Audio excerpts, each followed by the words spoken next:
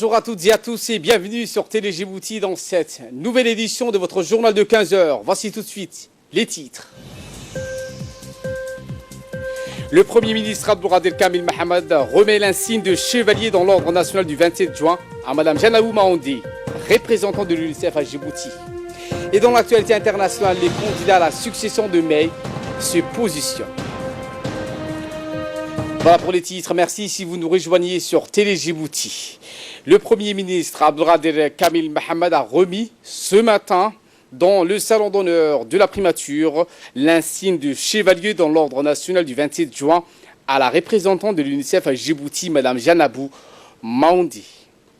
Cette cérémonie a été marquée par la présence de plusieurs ministres, plusieurs hauts responsables des organismes du système des Nations Unies, tels que la coordinatrice du système des Nations Unies, Mme Barbara Manzi, la représentante résidente du PNUD, Mme Fatima El-Sheikh, la représentante du HCR à Djibouti, M. Abdoulaye Bari. Et juste après donc cette cérémonie d'insigne, la représentante de l'UNICEF à Djibouti, Mme Janabou Maoundé, s'est exprimée en ces termes.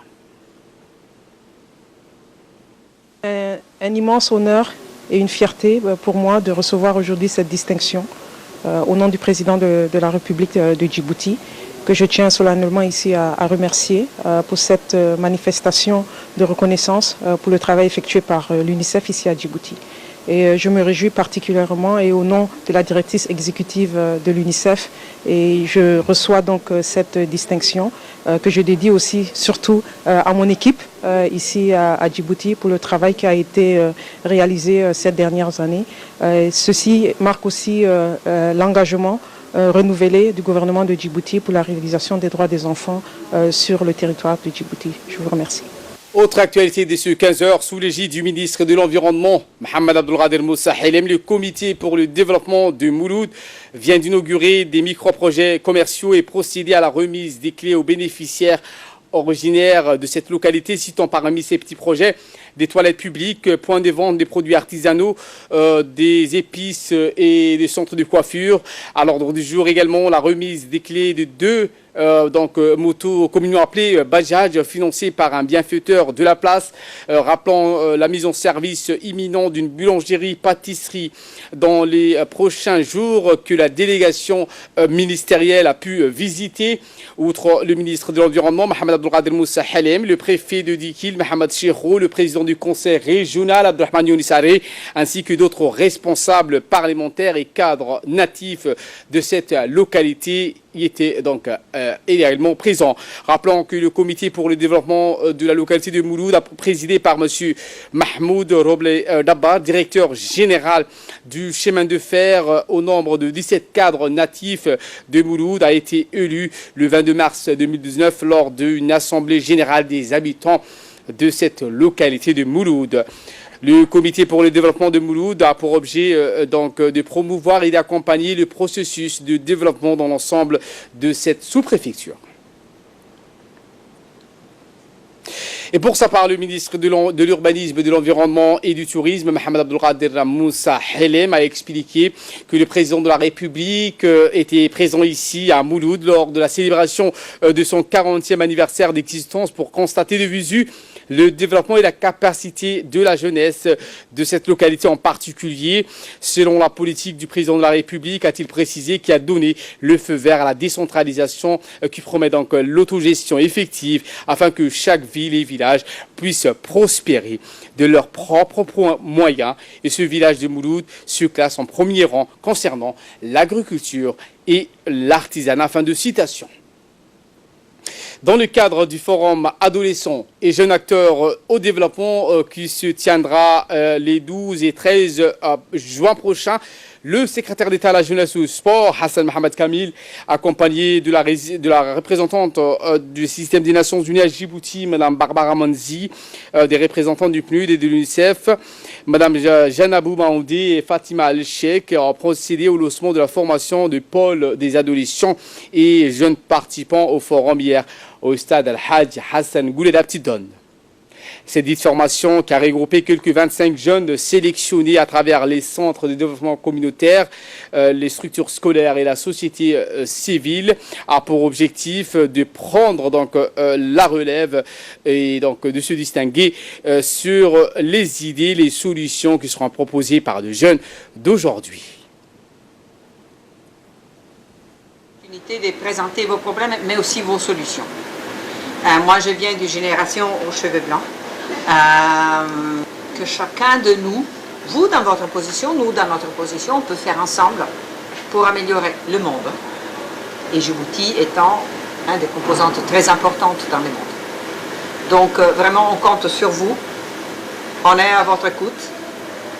On va essayer de faire de forme que vous commencez à faire partie d'un network qui travaille partout dans le monde. Et quel que soit le sujet. Je pense qu'on est dans une phase importante et cruciale autour du monde quand il s'agit de l'atteinte des objectifs de développement durable dans un premier temps, mais quand il s'agit aussi du rôle que la jeunesse et les adolescents doivent jouer. Je pense qu'aujourd'hui, tous les dirigeants dans le monde entier et toutes les dirigeantes se sont rendus compte aussi de l'importance et de la place cruciale qui doit être donnée à la jeunesse et aux adolescents dans l'atteinte des objectifs de développement durable, mais aussi dans les atteintes de développement de tout un pays et de toute une nation. Donc une fierté d'être ici parmi vous, une fierté de voir que Djibouti aussi s'aligne dans cette mouvance globale.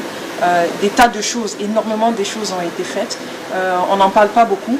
Et maintenant, je pense qu'on a l'opportunité, dans les prochains jours, de pouvoir partager avec le monde entier ce que la jeunesse de Djibouti, les adolescents de Djibouti font. Écoutons à présent le secrétaire d'État à la jeunesse et au sport, Hassan Mohamed Kamel. 2018, le président de la République a rencontré la jeunesse. Plus de 400 personnes à la Corniche pour discuter avec eux de vive voix et terre à terre de la problématique de la jeunesse. Dans ce dialogue, il y a eu un échange. Aujourd'hui, nous sommes en 2019. On est en train de faire un forum aussi de la jeunesse, jeunes adolescents, en partenariat avec nos amis des Nations Unies, l'UNICEF, le PNUD, la coordinatrice qui est juste à côté. Mais aussi nous avons des partenaires comme l'Éducation nationale, le ministère du Social, nous avons l'enseignement supérieur, nous avons le ministère de la Femme, nous avons l'économie. Mais il faut savoir que la jeunesse, c'est un dossier transversal. Il se trouve partout, que ce soit à l'emploi ou que ce soit à la décentralisation, en passant par tous les autres ministères, donc la jeunesse se trouve partout. Aujourd'hui, ça me fait plaisir de voir des jeunes qui sont impliqués pour montrer au monde que vous existez aussi, que vous avez votre mot à dire, parce que la dernière fois c'était de doléances. Aujourd'hui, vous allez apporter des solutions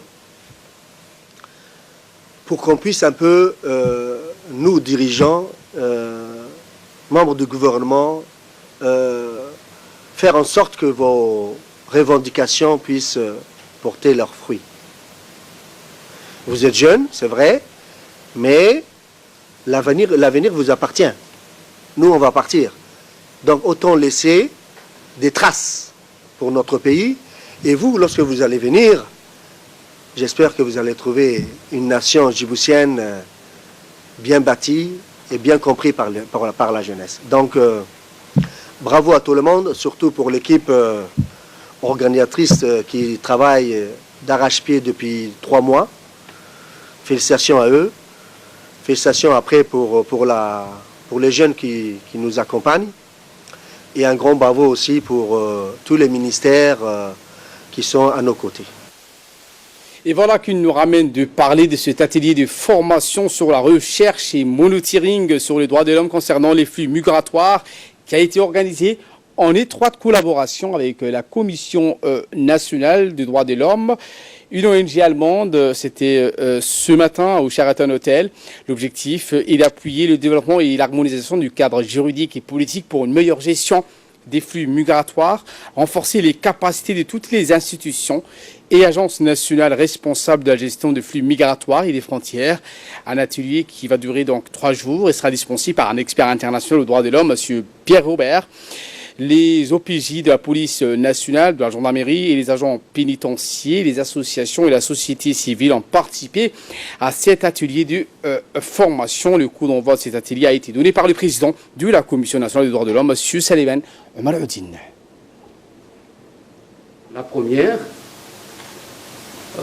surtout vous, gendarmes, policiers, gardes pénitentiaires, vous la connaissez très bien, puisque nous le faisons ensemble régulièrement, c'est les visites des lieux de détention que nous faisons régulièrement pour s'assurer que toutes les règles de détention sont observées par vous. Nous passons aux nouvelles du monde. La course au successeur de Theresa May se poursuit outre-Manche. Boris Johnson est le grand favori pour succéder à la première ministre britannique. Ce conservateur eurosceptique assure qu'il ne paiera pas les 40 milliards d'euros que Theresa May a accepté de payer pour quitter l'UE, à moins que Bruxelles n'offre de meilleures conditions sur Brexit. Une source proche du président français Emmanuel Macron a déclaré que le défaut de paiement du Brexit équivaudrait à un défaut de paiement de la dette souveraine. Eh bien, les députés conservateurs commenceront à voter sur leur choix d'un nouveau chef jeudi prochain et les 2 meilleurs candidats seront soumis au vote des membres du parti en juillet. Voilà pour l'essentiel de ce 15h. Merci à vous de nous avoir suivis. Très bon suivi du programme sur Télé Djibouti.